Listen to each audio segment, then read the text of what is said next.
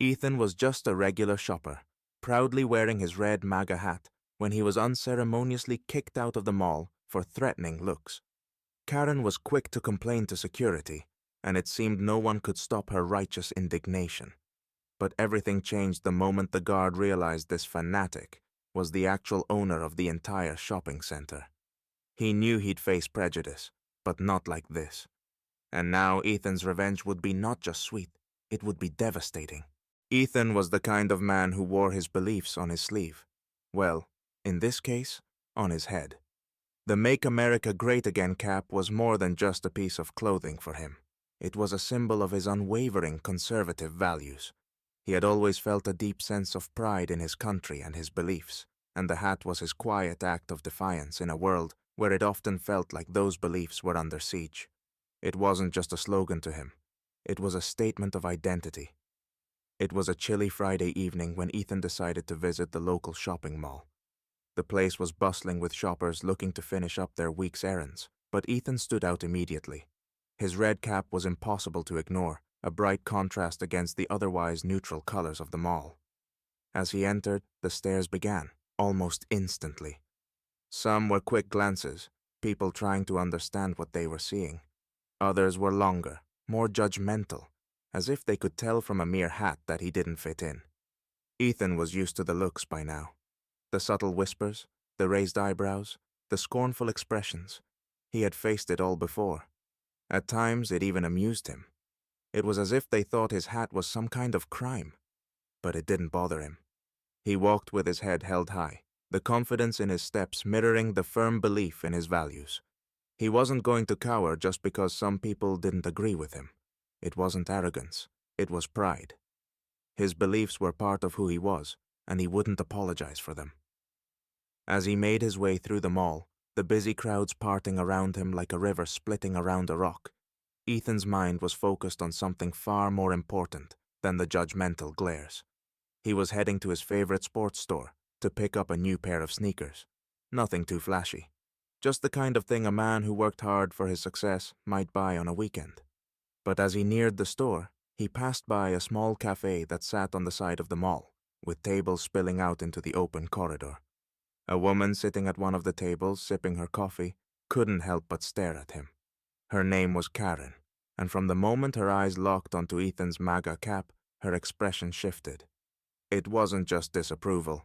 No, it was outright disgust. To Karen, that red hat wasn't just an accessory. It was the symbol of everything wrong with the country.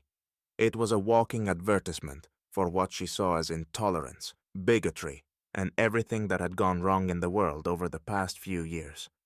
She was the type who felt that wearing such a hat in public spaces was a form of attack on those who didn't share the same views. The hat was a statement she could not and would not ignore. Karen's eyes narrowed, and without missing a beat, she pulled out her phone, her fingers flying across the screen as she typed furiously. She didn't just want to vent her frustration to a friend or post something vague online. No, she was about to take action. She composed a complaint to mall security, detailing how a man with a MAGA cap was walking around in the mall, and how she believed that symbol had no place in a space meant to be welcoming to all. As she hit send, Karen's face took on a smug expression, as if she'd just done something righteous. She was sure security would take immediate action. After all, it was her comfort, her sense of safety that she was defending. She didn't understand why anyone would want to walk around wearing that kind of symbol, but she was convinced that surely the mall authorities would agree with her. People like Ethan, as far as she was concerned, shouldn't be allowed in public spaces like this. His hat, to her, wasn't just a fashion choice, it was an offense. Ethan continued on, oblivious to the storm brewing behind him. He passed the cafe, focused on his goal. Nothing could have prepared him for what would come next. Ethan had just found the perfect pair of sneakers. Nothing too flashy, just the comfortable, reliable brand he'd trusted for years. He was in the middle of inspecting the price tag when he felt a presence behind him. He turned slightly, and immediately his instincts kicked in. It was a mall security guard, his footsteps deliberate and his eyes fixed on Ethan. Ethan straightened up, sensing that something was off. "Is there a problem?" he asked, a hint of confusion in his voice. His grip on the sneakers tightened as his mind raced, trying to figure out what was going on. He couldn't remember doing anything wrong. The guard, whose name tag read Steve, shifted uncomfortably, but his voice was firm. "We've received a complaint about your hat, sir. Some patrons find it offensive. We're asking you to remove it or leave the mall." Ethan's eyes widened in disbelief. He'd heard of people being asked to take off hats for various reasons. But this? Over a cap that to him was nothing more than a symbol of his beliefs? His mouth went dry as the reality of the situation set in. "You're asking me to take off my hat just because someone finds it offensive? That's absurd." Steve hesitated for a moment, his eyes darting between Ethan and the crowd. "I'm just doing my job, sir. It's mall policy. No clothing or symbols that could disturb other shoppers." Ethan's heart raced, his mind flashing with frustration and disbelief. He had every right to wear his hat, just like everyone else had the right to wear their own. To him, this wasn't just about a piece of clothing. It was about his right to be himself, to express his beliefs freely. And here he was, being told to remove it just because it offended someone else. Before he could respond, the unmistakable sound of heels clicking on the floor echoed toward him. Ethan didn't have to turn around to know who it was. Karen. With a smug look on her face, Karen approached, her arms crossed over her chest. The corners of her mouth curved upward as she stood next to the security guard. "I told you," she said with a self-righteous tone. "People like him have no place in this mall. They're spreading hatred." Ethan clenched his fists at his sides, his jaw tightening. He was doing his best to stay calm, but the words stung. It wasn't just his hat she was attacking. It was his very identity, his beliefs. But he wasn't going to let her get under his skin, not now. He took a deep breath, forcing himself to keep his voice steady. "I'm not going anywhere. I have every right to wear what I want. This is a free country, and I'm not going to let anyone dictate my choices because they don't like what I believe in." Karen's smirk only deepened. "If you don't leave," she said, leaning in just slightly, "I'll make sure security deals with you. This mall is for decent people, not for your kind." Ethan's hands balled into fists, his muscles tense. The words cut deeper than he would have liked to admit, but he didn't let the anger show. He had dealt with people like her before, people who thought they knew what was best for everyone else. He wasn't about to let her push him around. "Decent people?" he asked, his voice calm but firm. "I'm decent. I'm not the one out here telling others they don't belong. You're the one who's judging people based on their hat, on their beliefs. That's not what decent people do." The guard, Steve, shifted uneasily, clearly uncomfortable with the tension in the air. But Karen wasn't backing down. "You can talk all you want," she said, her voice dripping with disdain. "But you're not welcome here. This mall is a place for people who know how to respect others, not for people who flaunt their hate." Ethan's patience was wearing thin, but he wasn't about to make a scene. Not yet. He took another deep breath and locked eyes with Karen, a sense of resolve settling in his chest. He wouldn't be intimidated. He wouldn't let her, or anyone, tell him he didn't belong. "I'll stand here all day if I have to," he said quietly, but with finality. "I'm not going anywhere. You're the one who's out of line, Karen." For a brief moment, silence hung in the air. Ethan felt the eyes of onlookers on him, some of them looking uncomfortable, others curious. But he stood his ground, confident that no matter what happened next, he was right. He had every right to wear that hat, and no one was going to take that away from him. Karen's expression twisted in frustration, but she didn't move. She wasn't used to being challenged in this way, and it was clear it was starting to rattle her. But Ethan wasn't finished. He wasn't going to let her, or anyone, take away his dignity. Just as Ethan felt the security guard's hand on his arm, guiding him toward the exit, a deep voice suddenly rang out from behind him. "What's going on here?" Ethan turned, startled, but relieved. The voice was familiar, gruff, yet authoritative. It was Tom, the mall manager. Ethan had known Tom for years, long before the recent developments in his life. They had worked together on several business deals, and they shared a mutual respect for each other's success. Tom was a solid guy, reliable, the kind of person who didn't tolerate nonsense, especially when it was unjust. Tom's sharp eyes quickly assessed the situation. When he saw what was happening, his expression shifted from casual curiosity to immediate recognition. He moved toward Ethan and the security guard, his authority clear in every step. The crowd of onlookers seemed to part for him, sensing the change in the atmosphere. "Steve, let him go," Tom said, his voice firm and commanding, with a tone that brooked no argument. Steve, the security guard, hesitated. He was clearly caught in a difficult position, unsure of how to handle someone of Tom's stature, but also reluctant to defy the orders he had already been given. After a brief moment of uncertainty, Steve slowly released his grip on Ethan's arm, a subtle apology in his eyes. Tom immediately turned to Karen, his expression now serious. The jovial man Ethan had known was gone, replaced by someone who wasn't about to tolerate nonsense. "Karen," Tom began, his tone much more controlled but still stern, "you've got this all wrong."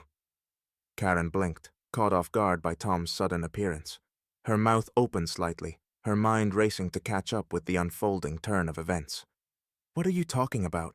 she asked, her voice dripping with confusion. Tom's lips curled into a slight knowing smile as his eyes flicked over to Ethan. Then, with an almost casual air, he dropped the bombshell. "Ethan here owns this mall. He's the new owner."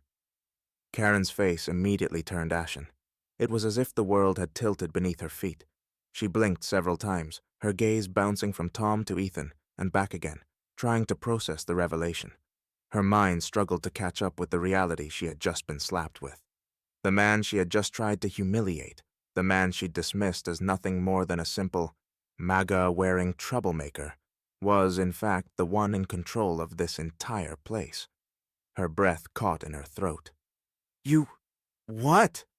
Karen stammered, her voice faltering as she struggled to comprehend what had just been said. "I didn't know. I didn't mean..." Ethan, sensing the moment, raised an eyebrow and gave a slow, deliberate smile. He took a step closer to Karen, his presence commanding but calm, and spoke with a quiet but piercing confidence. "Clearly," he said, his voice carrying just enough edge to let her know this wasn't a mistake she could easily brush off. "But I'm guessing you've learned a valuable lesson today. Don't judge a book by its cover." The words hung in the air like an echo, their weight undeniable. Karen stood there, frozen, her face still pale, her mind scrambling to make sense of the situation. She had come into this situation thinking she was on the right side of justice, that she was defending the mall and its patrons from someone like Ethan. But now, everything had shifted. The power dynamic had flipped in an instant, and she was left standing with nothing but her embarrassment. Tom watched the scene unfold with a quiet satisfaction, not rubbing the revelation in Karen's face, but making sure she understood the gravity of her mistake. He turned to Ethan with a nod of approval, silently acknowledging his calm and measured response to everything that had happened. Karen, however, wasn't done yet. Her cheeks flushed with a combination of anger and embarrassment. She opened her mouth to say something more, but Ethan held up a hand, silencing her before she could get another word out. "Save it," Ethan said, his voice colder now, the calm he had maintained throughout the ordeal returning in full force. "You've made your point, and so have I. But next time, think before you start making assumptions. It's a lot easier to respect people when you actually take the time to understand them." With that, Ethan turned away from her, his back straight, his stride confident. He wasn't waiting for an apology, nor did he expect one. He had won the only thing that mattered, the moral victory. And as he walked away from the scene, his thoughts remained clear. This was about more than just a hat or a political symbol. It was about standing up for his right to be who he was, and in doing so, he had shown Karen exactly what that meant. Tom followed behind, his voice low but full of respect. "You handled that well, Ethan. Let me know if you need anything." Ethan nodded but didn't look back. He didn't need anyone else's validation. What mattered now was that he had stood his ground, and he had made sure that everyone knew just who was in charge. And as for Karen, well, her lesson had only just begun. The news spread like wildfire throughout the mall. Shoppers who had witnessed the confrontation began talking amongst themselves, some chuckling, others shaking their heads at Karen's blunder. Ethan, now fully in control of the situation, turned to the crowd that had gathered. "This is a perfect example of why we shouldn't judge people based on their appearance or what they believe in," Ethan said, his voice steady. "We all deserve respect, no matter what we stand for." Karen stood there, speechless, her face burning with embarrassment. She muttered something under her breath, but she couldn't muster the courage to challenge him anymore. With a hasty retreat, she left the scene, her head low. Tom clapped Ethan on the back. "You handled that like a pro. Anything you need from us, just let me know." Ethan smiled, feeling a sense of pride. Not just because of the power he held over them all, but because he had stuck to his beliefs and stood up for himself. In the end, it wasn't his wealth that won. It was his unwavering confidence in what he stood for. The real victory was moral, and that was all that mattered. As he walked out of the mall, Ethan couldn't help but think how satisfying it was to remind people that sometimes the ones they think they're looking down on might just be the ones in control.